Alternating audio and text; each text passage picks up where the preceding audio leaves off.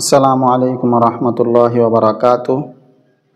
সিয়াসিত্তার ইমামগণ কি মাযহাব মানতেন?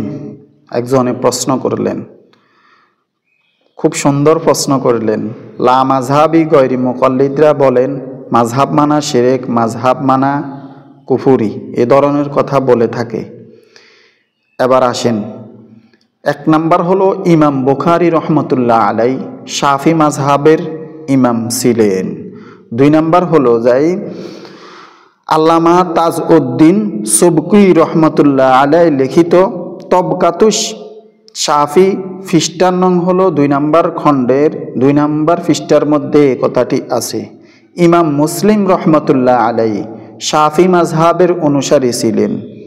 এবার আসেন, 3 নাম্বার হলো ইমাম তিরমিজি রহমতুল্লাহ আলাই হানিফি ও হাম্বলি মাযহাবের অনুসারী ছিলেন।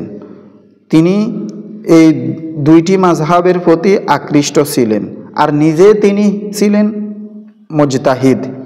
এবার আসেন, ইমাম নাসাই শাফি মাযহাবের অনুসরণী ছিলেন।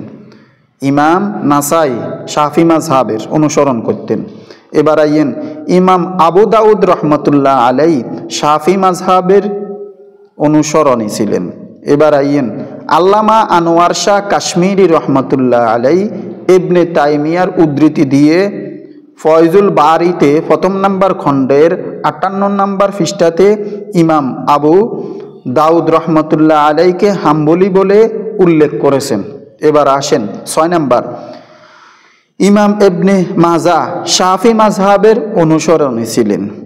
এবার আসেন, এই গেল সিয়াসিত্তার ইমামগণের মাযহাব, এই গেল সিয়াসিত্তার ইমামগণের কি মাযহাব। এবার আসেন, অন্য অন্য কিতাব যারা লিখলেন তারা কোন মাযহাবের ছিলেন। এবার আসেন, 1 নাম্বার মিশকাত শরীফ যিনি লিখছেন ইনি শাফি মাযহাবের ইমাম ছিলেন। ইমাম খাত্তাবি রহমতুল্লাহ আলাই শাফি মাযহাবের ইমাম ছিলেন, এই শাফি মাযহাবের অনুসারী ছিলেন। ইমাম নববী রহমতুল্লাহ আলাই শাফি মাযহাবের ছিলেন। ইমাম বাগবি রহমতুল্লাহ আলাই শাফি মাযহাবের ছিলেন। ইমাম তহাবি রহমতুল্লাহ আলাই হাম্বলি মাযহাবের ছিলেন। বড় পীর আব্দুল কাদের জিলানী রহমতুল্লাহ আলাই মালিকি মাযহাবের ছিলেন। আব্দুল কাদের জিলানী রহমতুল্লাহ আলাই হাম্বলি মাযহাবের ছিলেন।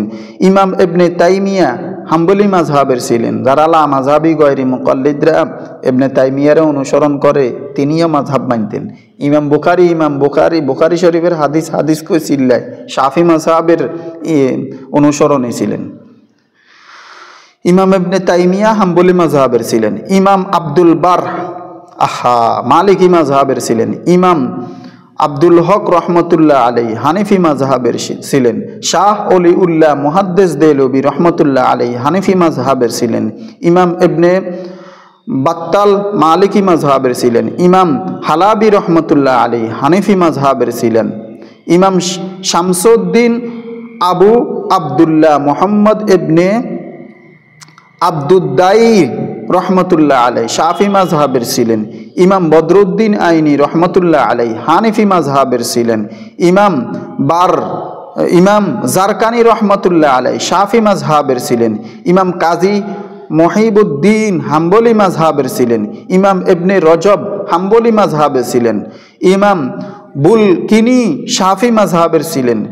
ইমাম মাজকি মালিকি মাযহাবের ছিলেন। ইমাম জালালউদ্দিন বুকরি শাফি মাযহাবের ছিলেন। আরও বললে বলা যায় এরা প্রত্যেকে মাযহাবকে অনুসরণ করতেন।